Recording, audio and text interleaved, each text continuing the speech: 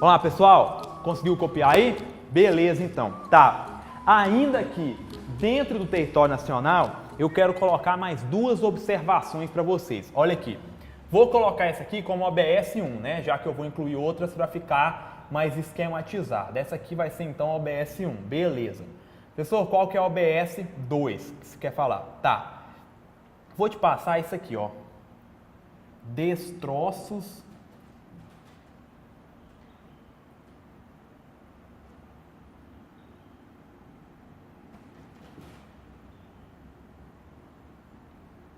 como que fica essa questão dos destroços de embarcação ou aeronave. Que esteja, deixa eu complementar aqui, destroço.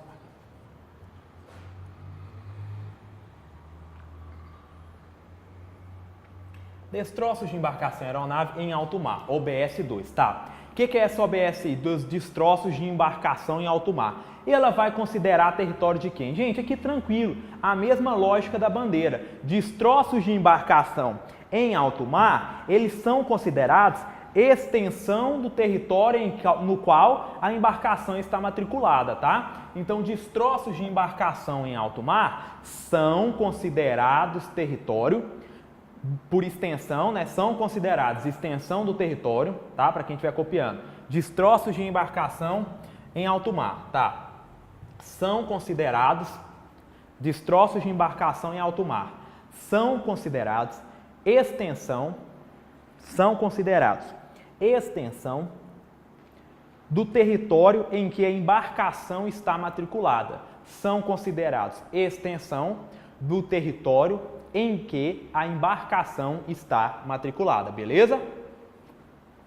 Então, tem destroço de embarcação em alto mar. Ele vai ser considerado território por extensão do local em que essa embarcação está matriculada, tá? Então, por exemplo, destroços de embarcação francesa em alto mar vai ser considerado território por extensão da França, tá? Sem qualquer dificuldade. Então, beleza. A nossa OBS 3, essa aqui é importante, tá?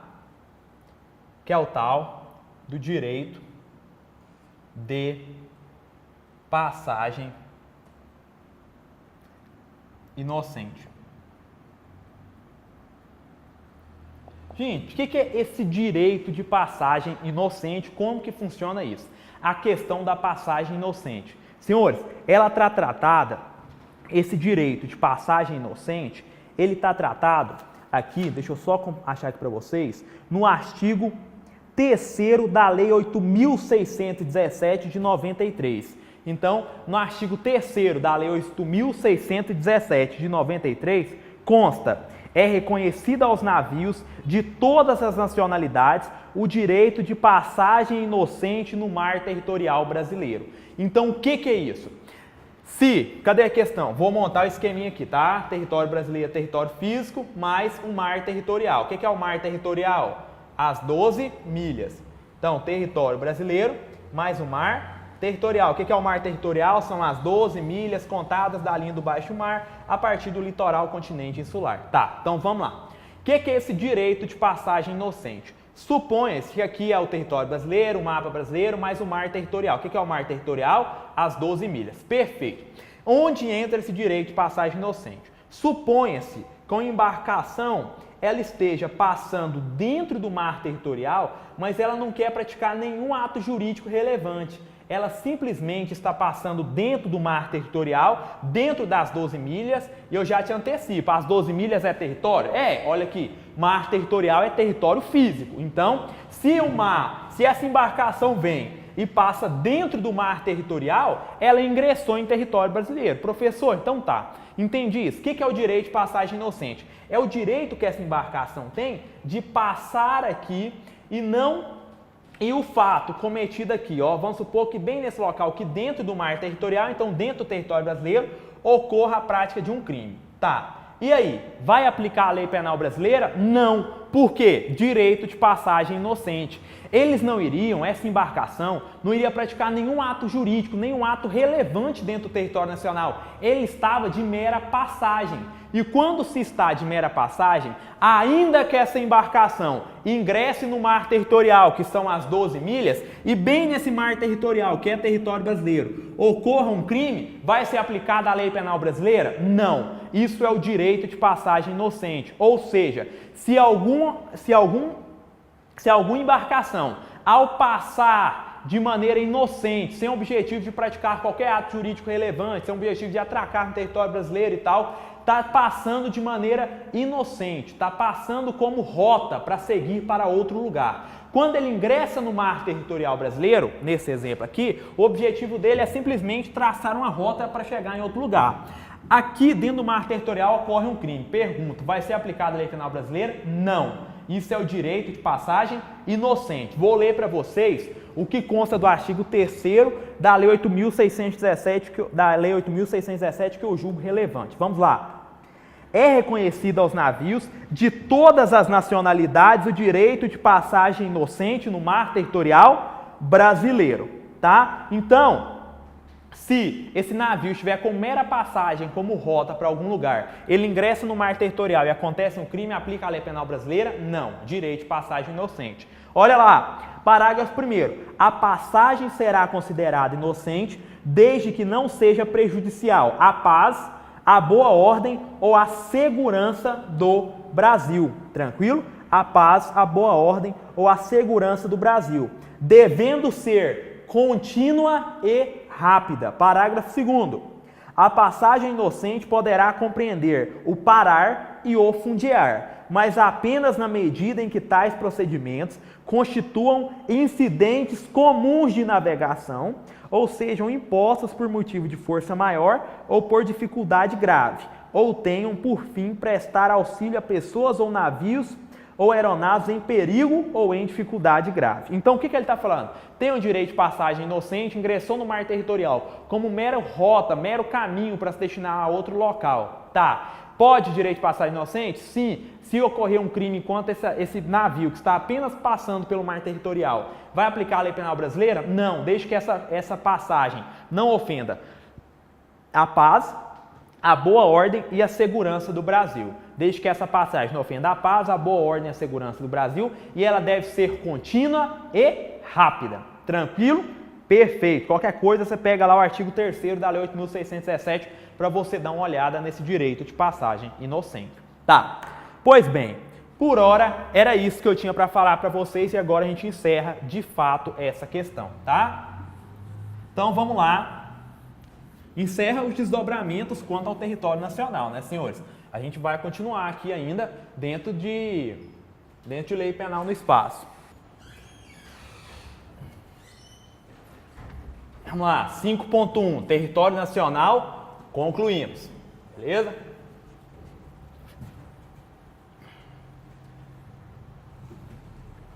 Tá. Tranquilo? A gente já estudou território nacional. O que a gente já estudou até agora? Da lei penal no espaço, tá? A gente já falou, já lemos o artigo 5º, já estudamos o que é território nacional, vocês já sabem, a gente adota o princípio da territorialidade temperada, beleza? Então tá bom. O que a gente vai estudar agora?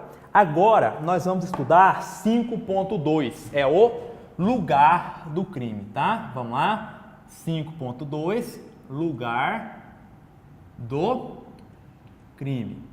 Professor, o que a gente vai estudar agora? Já vou colocar aqui para vocês. Agora é o artigo 6º do Código Penal. Perfeito? Lugar do crime. Você vai ter que ler as disposições do artigo 6º e copiá-lo na íntegra. Vou ler aqui para vocês. Artigo 6º do Código Penal. Lugar do crime.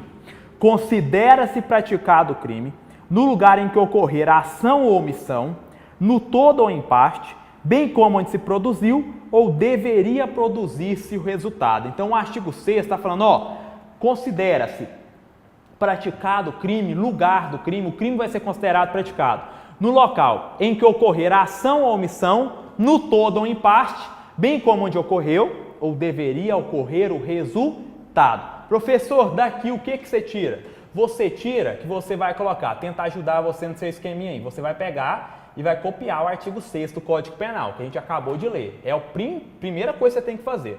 Depois, você vai colocar que quanto ao lugar do crime, o Código Penal adotou a teoria da ubiquidade. Professor, o que é isso? Gente, tranquilíssimo. Teoria da ubiquidade é o seguinte, é que vai ser considerado praticado o crime, tanto no local onde aconteceu a ação ou omissão, bem como onde ocorreu ou deveria ocorrer o resultado. Olha que tranquilo. Então, onde ocorreu a ação ou omissão é o lugar do crime? Sim. Professor, e onde ocorreu ou deveria ocorrer o resultado? É lugar do crime? Também. Então, onde a ação é lugar e onde há o resultado também? Sim, é isso. Por isso que o Código Penal adotou a teoria da ubiquidade. Lugar, considera-se praticado o crime tanto onde ocorreu a ação ou omissão no todo ou em parte, assim como onde ocorreu o resultado, tá? Ou deveria ocorrer esse resultado. Então, vamos supor, o A dispara contra o B. Então, vamos pegar um exemplo melhor, tá? Uma carta-bomba. O indivíduo manda uma carta-bomba lá da Argentina. Essa carta ela é projetada e preparada na Argentina, tá? Projeta-se e prepara essa carta-bomba lá na cidade da Argentina, não interessa qual, lá na Argentina, e remete essa carta para o Brasil, para um destinatário, e ao chegar nesse destinatário, essa carta-bomba explode e mata o indivíduo no Brasil, tá? Então, repassando, carta-bomba projetada na Argentina, enviada da Argentina para o Brasil, chega no Brasil, no destinatário, a pessoa abre e explode a carta-bomba e a pessoa morre, tá? Pergunto, o crime vai ser considerado praticado no Brasil? E a resposta, sim, o crime vai ser considerado praticado no Brasil. Professor, não entendi. Então vamos lá. Olha o que diz o artigo 6º. Será considera-se praticado o crime no local onde ocorreu a ação ou omissão no todo ou em parte. Professor, a ação ou omissão de preparar, projetar e enviar a bomba foi na Argentina, beleza, mas continua lendo o artigo. Bem como onde ocorreu ou deveria ocorrer o resultado. Então, é tanto onde a ação ou omissão, bem como onde ocorre o resultado. Pergunto, a preparação dessa carta-bomba e o envio dela partiu da Argentina, tá? A ação ou omissão não foi no Brasil, mas eu lhe pergunto, o resultado ocorreu no Brasil? Sim, o resultado ocorreu no Brasil. Essa carta-bomba explodiu aqui no território brasileiro. Então, esse crime vai ser considerado praticado no Brasil? Sim. Crime será considerado praticado no Brasil, tá? Código Penal adotou a teoria da ubiquidade. Então, se a ação ou omissão ocorrer no Brasil, ou se o resultado ocorrer no Brasil, o crime será considerado praticado no território nacional. Professor, se fosse o exemplo, projeta-se uma carta-bomba lá no Rio Grande do Sul e envia-se essa carta-bomba para um destinatário no Uruguai. Essa carta-bomba explode lá no destinatário dela e mata o indivíduo no Uruguai. Pergunta, a ação ou omissão ocorreu onde? No Brasil. Então, o crime vai ser considerado praticado no Brasil? Vai. Professor, mas o resultado foi no Uruguai. Senhores, concentra. Tanto onde ocorreu a ação ou omissão, bem como onde ocorreu o resultado. Então, não interessa se a ação ou omissão foi no Brasil, o crime considera praticado no território nacional. Se o resultado acontecer no território nacional, o crime será considerado praticado no Brasil. Então, é onde ocorre a ação ou omissão no todo ou em parte, assim como onde ocorre o resultado ou onde deveria ocorrê-lo. Então, nessas duas situações, o crime será considerado praticado no Brasil? Sim. Releiamos, vamos reler aqui o artigo 6º. Ó, considera-se praticado o crime no local em que ocorrer a ação ou omissão, no todo ou em parte, bem como onde se produziu ou deveria produzir-se o resultado. Beleza? Tá? Então, teoria da ubiquidade. Senhores, o que ganha relevo aqui? Você não pode confundir o lugar em que é praticado o crime, o lugar do crime com o tempo do crime. Lembra lá, tempo do crime é o momento da ação ou da omissão, teoria da atividade. Tempo ou momento do crime, teoria da atividade. Lugar do crime é teoria da ubiquidade. Olha o mnemônico que eu vou montar para você não confundir. É o mnemônico luta. L, lugar do crime, teoria da ubiquidade. Tempo do crime, teoria da atividade. Então, levem esse mnemônico para a prova. Montem o mnemônico luta. L, lugar do crime, teoria adotada, ubiquidade. T, tempo do crime, teoria adotada, teoria da atividade. atividade. Mnemônico luta. Lugar do crime, teoria da ubiquidade.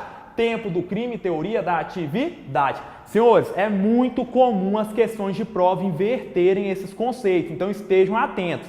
Local em que é praticado o crime é a teoria da ubiquidade, tanto onde ocorre a ação ou omissão, bem como onde ocorre resultado. Momento ou tempo do crime é teoria da atividade, considera-se praticado o crime no momento da ação ou da omissão, ainda que outro seja o momento do resultado. Ficou em dúvida? Volte e reassiste a aula quanto ao tempo do crime, beleza? Tá. Nesse sentido, ganha destaque 3 classificações, que é o tal do crime, a distância. Você tem que tomar cuidado com o crime. A distância é uma classificação de crime, tá? O que é o tal do crime? A distância, o crime em trânsito e o crime plurilocal, tá? Cuidado com essa classificação de crimes aqui. Existe plurilocal. Existe essa classificação aqui, o senhor tem que tomar cuidado com ela. O que é crime à distância? O que é crime em trânsito? E o que é crime plurilocal? Vamos lá?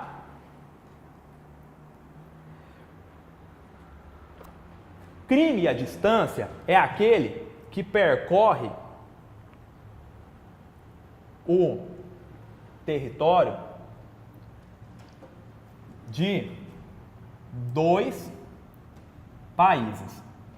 Então, crime à distância é aquele praticado no território de quantos países? 2. Crime em trânsito é aquele que percorre o território de mais de 2 países. Olha que tranquilo, gente. O que é crime à distância? Percorre o território de 2 países. O exemplo, carta-bomba remetida da Argentina e resultado no Brasil. Crime à distância. Ele percorreu o território de 2 países. Crime em trânsito. Crime em trânsito. Crime em trânsito é aquele que percorre o território de mais de 2 países. Então, classificaçãozinha tranquila, a distância. Percorre o território de 2 países. Carta-bomba remetida da Argentina e explode no Brasil. Território de 2 países, crime à distância. Crime que envolva o território, ou que percorra o território de mais de 2 países, ou seja, de 3 ou mais países. Chama-se crime em trânsito. Gente, cuidado, é crime em trânsito, não é crime de trânsito lá do Código de Trânsito Brasileiro, não. É crime em trânsito e não crime de trânsito do Código de Trânsito, tá? Crime em trânsito. O que é o tal do crime plurilocal? É aquele que percorre, vou até colocar, percorre 2 ou mais territórios ó, atenção, 2 ou mais territórios do mesmo país, tá? Cuidado com isso. Crime à distância, percorre território de 2 países soberanos. Crime em trânsito, percorre território de mais de 2, né? Mais de 2 países soberanos, ou seja, 3 ou mais países. Crime plurilocal, percorre 2 ou mais territórios, mais 2 ou mais territórios do mesmo país. Tranquilo, senhores? Beleza? É um crime praticado que é um crime que percorre a comarca de São Paulo, Minas Gerais, Goiás, é um crime plurilocal. Ele percorre mais de um território, mas dentro do mesmo país. Esse é o plurilocal. Beleza? Era essa classificação que eu tinha para falar com os senhores agora. A partir de então, a gente encerra o lugar do crime, que é o tópico 5.2. Adotou-se a teoria da ubiquidade. Leia o artigo 6º. Lembra do mnemônico? Luta, lugar do crime, teoria da ubiquidade, tempo do crime, teoria da atividade. Beleza? Fechamos aqui o 5.2, tá? Vamos para o nosso item 5.3.